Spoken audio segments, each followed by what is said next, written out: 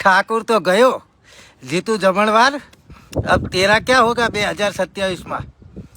एक 32-35 વર્ષના યુવાનને હરાવવા માટે જોરદાર 8 દિવસ મહેનત કરી જીતુ જમણવારે.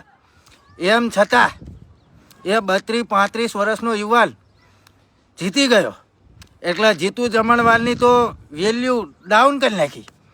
પણ હવે ખરેખર આ કોળી સમાજની જાગૃતિ છે જીતુ જમણવાર.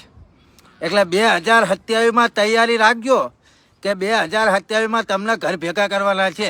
અને તમારી જગ્યાએ ત્યાં કોઈ પણ કોળી સમાજનો ધારાસભ્ય ભાવનગરની અંદર હશે. કારણ કે અઠવાડિયું તમે મહેનત કરી, એક કલાકના તમે ક્લાસ લીધા તમારા કાર્યકર્તાઓના.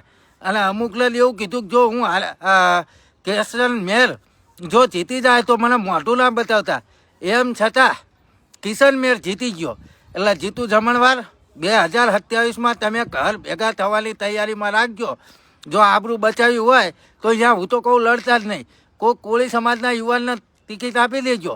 નકર ગયા તમે ઘર ભેગા. ત્યાં કણે કોઈ પણ સંજોગોની અંદર 2027માં કોળી સમાજનો ધારાસભ્ય બનશે એ હું અત્યારથી તમને કહું.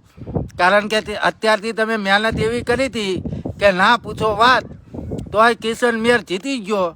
એટલે તમે સમજી લો કે 2027માં તમારી હાલત શું થઈ છે.